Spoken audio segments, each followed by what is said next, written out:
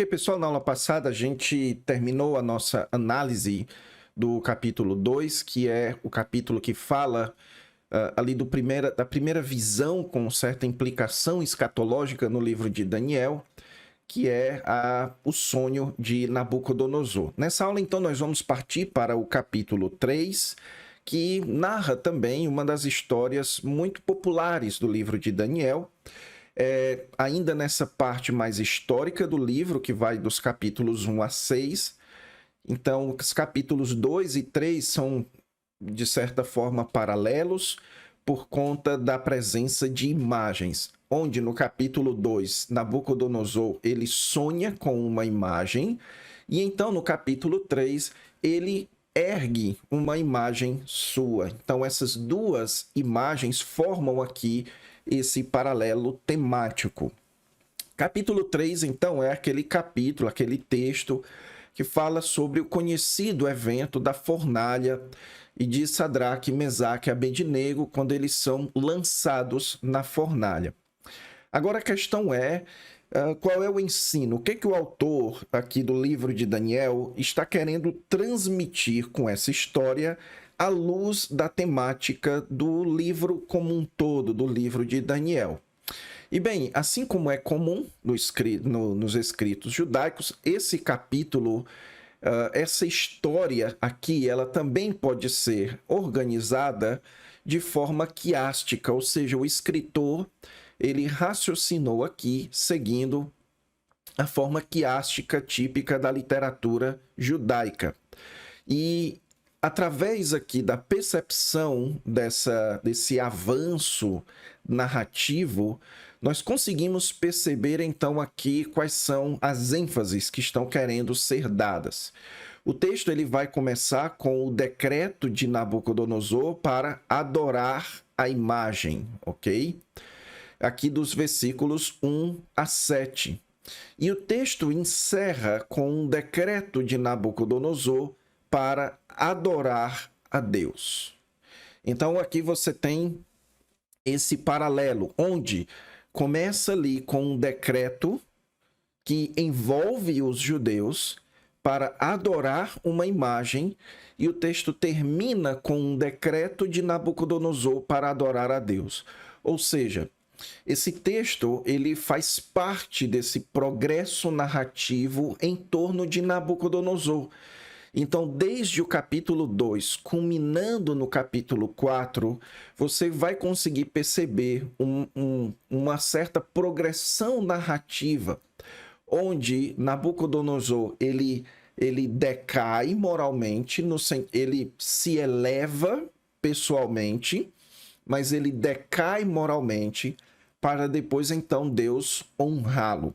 Então, existe essa progressão narrativa em torno de Nabucodonosor que representa aqui aquilo que Deus, a forma como Deus lida com os reis das nações, com os governantes. Deus, ele sempre humilha aqueles que se exaltam perante ele, especialmente em relação ao seu povo, aqueles que se exaltam em detrimento do seu povo, no caso aqui dos judeus.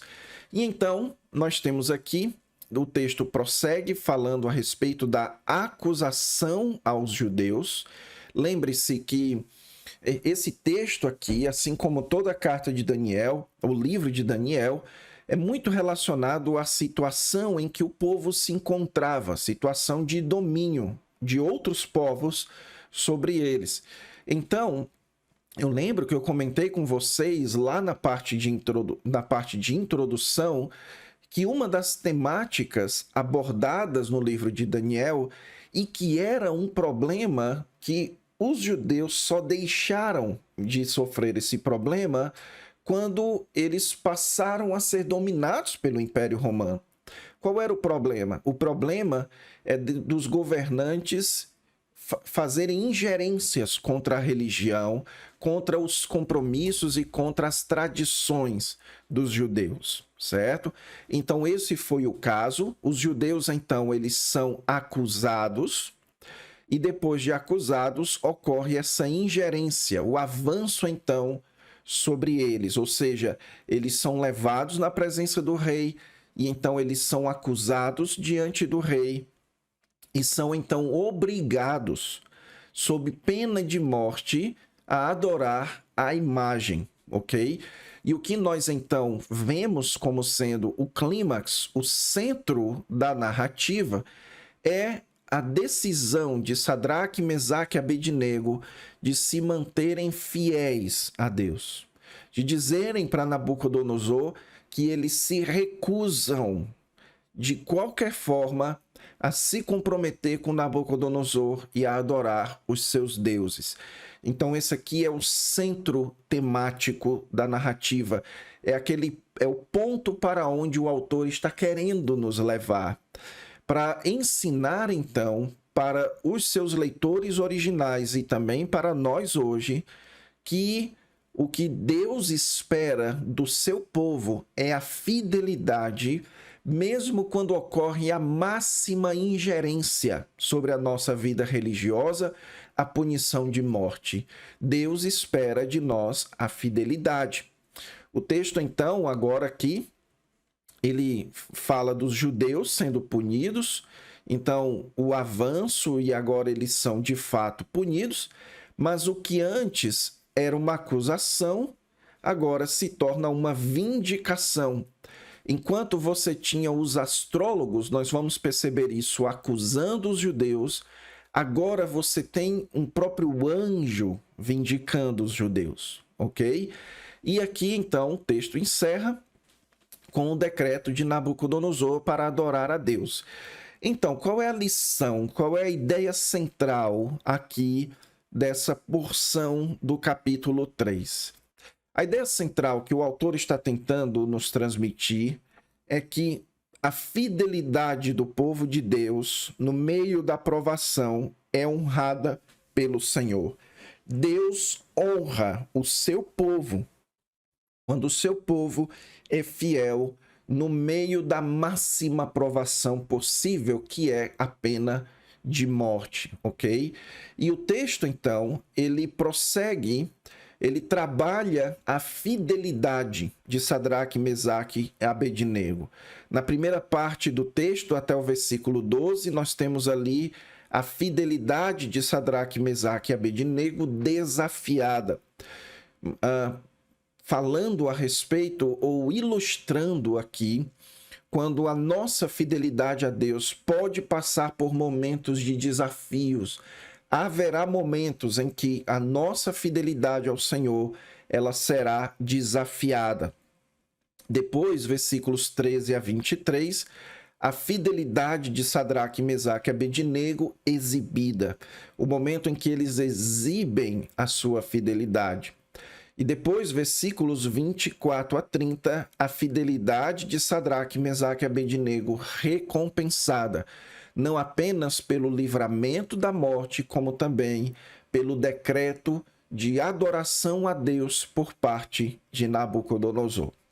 Então vamos aqui dar uma olhada no texto. Esse aqui é um texto, pessoal, que não há tantos desafios teológicos, ela é uma narrativa fácil. Alguns estudiosos, eles sugerem que aqui você tem uma narrativa de corte, que era um tipo, uma espécie de trama de palácio, ok? E então é uma narrativa relativamente fácil de ser compreendida, onde o nosso maior desafio é de fato entender quais são as lições que Daniel está tentando transmitir através dessa narrativa. Bem, então aqui versículos 1 a 7, o que nós encontramos é o decreto de Nabucodonosor. O texto diz que ele fez uma imagem de ouro de 27 metros de altura, só para você ter uma ideia, isso seria mais ou menos 10 metros a menos do que o Cristo Redentor. Então é uma imagem relativamente grande. É provável que desses 27 metros de altura, uma boa quantidade fosse de pedestal para segurar a imagem. E o texto então diz que ela tinha 2,70 metros de largura, ou seja, era algo realmente grande e magnífico, certo? E então nós temos aqui mais uma informação que ela foi erguida na planície de Dura, província da Babilônia. Não se sabe ao certo em que lugar ficava essa planície, ok? Mas o fato de Nabucodonosor estar erguendo uma imagem sua na província da Babilônia, isso indica, então, que aqui nós temos uma imagem de conquista. O que é uma imagem de conquista? É quando um determinado conquistador ou rei, para afirmar a sua autoridade sobre uma região e então, assim, confirmar a lealdade das pessoas daquela região para si, ele então erguia uma imagem. Os historiadores, eles demonstram que esse tipo de imagem, ela era diferente das imagens religiosas, das imagens que eram feitas para os deuses. Isso então nos indica, isso daqui é muito importante para quando você for estudar e ensinar nesse texto, que Nabucodonosor aqui, ele não está erguendo uma imagem religiosa de si. Ele não está fazendo de si mesmo um Deus para ser adorado, ok? Então, esse tipo de elevação pessoal não é o que tem em vista aqui. Então, o que é que se tem em vista aqui? O que se tem em vista aqui é uma espécie de lealdade. Era um ritual de lealdade. O texto vai descrever esse ritual aqui. Fala que todas as autoridades, e aqui você tem vários nomes, várias nomenclaturas de autoridades provinciais daquela região, certo? Os sátrapas, prefeitos, governadores, conselheiros, tesoureiros e juízes. E então disse que eles deveriam participar da dedicação da imagem. E então, o texto diz aqui que eles ficam em pé diante da imagem, e aí o arauto proclama que todos eles, então, ao ouvirem o som, e aí nós temos uma outra lista aqui interessante, que você pode depois, por curiosidade, estudar cada um desses instrumentos. Eu acredito que não é necessário. O foco é dizer que era uma espécie de som de celebração pela presença de vários instrumentos aqui. Eles deveriam, então, se prostrar em terra e adorar, note aqui, ó, adorar a imagem de ouro do rei Nabucodonosor ergueu. Veja que a adoração, ela não era voltada diretamente para o rei. Ela era voltada para a imagem. Então, em que sentido essa imagem, ela não era uma imagem religiosa, mas uma imagem de compromisso?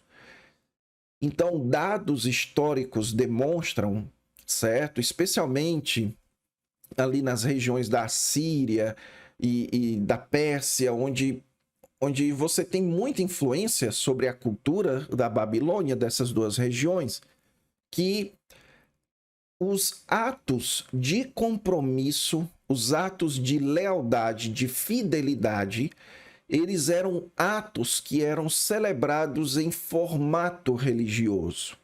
Por isso que eles precisavam adorar a imagem do rei, muito embora o rei não exigisse adoração para si, muito embora ele não exigisse ser considerado um deus, ele exige um ato religioso diante da imagem, porque aquilo era o que representava um ato de fidelidade. Então, o que está em jogo aqui? É a fidelidade ao Estado, a fidelidade ao governante. Isso é o que está em jogo aqui, certo? E então, o texto diz aqui, certo? Que, então, quando eles ouviram o som das trombetas, todos, então, se prostraram em terra e adoraram a imagem de ouro. Mas a segunda parte agora mostra, então, aqui, certo? O segundo trecho, que os judeus, então, existe um avanço agora sobre os judeus. porque os judeus são denunciados. Note a forma como ele descreve: se aproximaram e denunciaram os judeus, certo? Então existe narrativamente uma decisão aqui de colocar judeus, como Sadraque, Mesaque e Abednego, como representantes dos judeus. E isso daqui tematicamente tem uma importância. E então eles acusam, certo? Aqui eles de que eles não se prostraram em terra e não adoraram, certo? O texto diz aqui, ó, eles não prestam culto, veja, eles não prestam culto aos teus deuses, ok? Isso daí talvez imagina-se que Nabucodonosor já soubesse disso, que os judeus eles não prestam culto aos deuses dos babilônicos, e ok, mas o problema está nisso daqui. Eles não adoram a imagem de ouro que mandaste erguer. Note a distinção entre deuses e imagem de ouro, para enfatizar isso, que a questão aqui, em última instância, não era religiosa. A questão aqui era de fidelidade. A quem que Sadraque, Mesaque e Abednego iriam exibir a sua fidelidade? A quem que eles iam exibir a sua lealdade máxima, certo?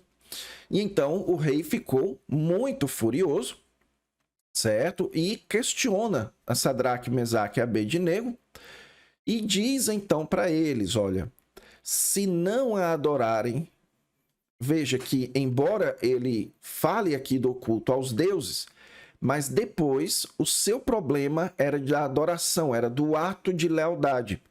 Serão atirados numa fornalha em chamas. E que Deus poderá livrá-los das minhas mãos? Essa daqui é uma pergunta central, né? Nabucodonosor, ele entende aqui como sendo uma espécie de guerra entre deuses, os deuses da Babilônia contra o Deus de Israel. E note que ele fala aqui que iria atirá-los numa fornalha. Não há registros, pessoal, de que fornalhas eram feitas para serem meios de punição, e nem que isso era um meio comum de punição naquela época ou naquela região. Então, por que Nabucodonosor está aqui falando isso? Queria jogá-los numa fornalha. Provavelmente porque aquela era a fornalha que era utilizada para a confecção dos tijolos e para a confecção dos metais que eram normalmente utilizados para as construções naquela época. Ainda hoje, nos interiores, nas usinas de carvão, de tijolos, você vai encontrar esse tipo de fornalha aqui, certo? Então, aproveitando-se da existência das fornalhas, Nabucodonosor teve a ideia de fazer uma punição que não lhes deixava saída, que era jogá-los dentro de uma fornalha. E aí, então, nós chegamos aqui no centro do texto, que é a resposta de Sadraque, Mesaque e Abednego ao rei. Ele diz: não precisamos defender-nos diante de ti. Isso daqui é muito importante. Não precisamos defender-nos, ou seja, não deve haver nenhum tipo de resistência armada, de resistência do mesmo nível. Se nós formos atirados em fornalha em chamas, o Deus a quem prestamos cultos. Então, quem Deus pode livrá-los? O Deus a quem prestando culto pode livrar-nos. E ele livrará das tuas mãos, ó rei. Mas se ele não livrar, saiba, ó rei, que não prestaremos culto aos teus deuses, nem adoraremos a imagem que mandaste erguer. O nome disso, pessoal, é fidelidade. Fidelidade em todas as esferas, a fidelidade religiosa, a fidelidade de compromisso moral, eles não se curvavam diante de ninguém que pedisse mais fidelidade, mais lealdade do que o próprio Deus. Existe um limite de compromisso entre o povo de Deus e as autoridades civis. Esse compromisso deve existir? Claro que deve existir. Sadraque, Mesaque e Abednego eram subordinados a Nabucodonosor, eram chefes de província, e eles eram, portanto, fiéis a Nabucodonosor.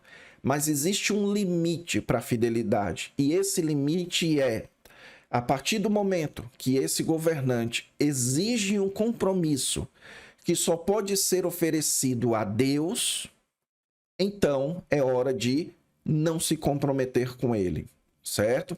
E isso tem enorme relevância para a situação em que nós vivemos no momento atual em nosso país, onde existe uma enorme polarização política, onde existe muitos políticos e com paixões ou excitando paixões em torno de si no meio do público. E nós precisamos sempre lembrar, pessoal, que a nossa fidelidade principal é sempre a Deus. Que a partir do momento que apoiar um determinado político exige a quebra de um compromisso que nós temos com Deus, nós deixaremos de apoiá-lo, certo? Então essa é uma grande lição que aquele povo daquela época, para onde o livro está sendo escrito, e para nós hoje faz enorme significância. O texto então aqui só nos diz que ele pede que a fornalha, que Nabucodonosor ficou muito furioso, pediu que a fornalha fosse aquecida 7 vezes mais. Isso aqui é um recurso narrativo de metáfora, certo? Ou seja, que a fornalha fosse muito mais aquecida. E esse aquecimento aqui acabou gerando a morte de soldados, e a razão para isso é porque a forma como se aquecia fornalhas, e até hoje se faz isso, é através de baforadas de vento, ok? Então, quando você está fazendo um churrasco e você precisa aquecer o carvão, você joga vento em cima. Então, uma vez que jogaram uma quantidade muito forte de vento nas laterais, as pessoas que estavam com Sadraque, Mesaque e Abednego à frente da fornalha devem ter recebido esse impacto das chamas e foram então queimados ou pelo menos sufocados pelo calor, ok? E então o texto diz que eles caíram amarrados, ou seja, havia uma espécie de buraco onde eles então jogavam ali dentro. Mas o texto então nos diz aqui que Nabucodonosor, que estava assistindo, então ele estava sentado assistindo toda aquela execução, ele então vê 4 homens dentro, só que um deles ele diz que o quarto se parece com um filho dos deuses. Essa expressão aqui, filho dos deuses, ela é o equivalente para anjos, certo? Na cultura judaica. Então ele fala que está vendo uma espécie de anjo andando com os 3 ali dentro. E ele então chama-os dizendo servos do Deus Altíssimo, e eles saíram do fogo. E então nós temos aqui o decreto de Nabucodonosor. Louvado seja o Deus de Sadraque e Mesaque, que enviou o seu anjo, veja aqui, ó, anjo, e livrou seus servos, e confiaram nele o reconhecimento da fidelidade, o compromisso com Deus, preferindo abrir mão de suas vidas do que prestar culto e adorar a outro Deus que não fosse o seu próprio Deus. Então, essa declaração de Nabucodonosor aqui é a declaração que animaria aqueles judeus que iriam ler esse livro de primeira mão, ok? Do quanto a fidelidade de Sadraque, Mesaque e Abednego é que foi o meio usado por Deus para mudar o curso da sua história, mudar o curso da sua sorte neste mundo, certo? Então, os judeus não devem resistir à força, os judeus não deveriam resistir com revoluções, os judeus deveriam resistir com fidelidade a Deus. Acima de tudo, serem fiéis ao seu próprio Deus, ok? E ele então faz o decreto de que todos deveriam se adorar o Deus de Sadraque, Mesaque e Abednego, e eles foram elevados às melhores posições. Então essa é a lição que o texto então aqui nos ensina. A fidelidade, ela pode ser desafiada, todos nós vamos passar por momentos em que a nossa fidelidade será desafiada. Nesses momentos nós precisamos exibir uma fidelidade, a fidelidade ela é expressa, ela é exibida, e Deus então há de recompensar. Deus então há de trazer a nossa fidelidade, mesmo que nós de fato morramos, como diz Sadraque, Mesaque e Abednego. Deus ainda assim será fiel ao seu povo, ok? Então é isso, pessoal. Com isso a gente encerra essa aula. Até a próxima aula.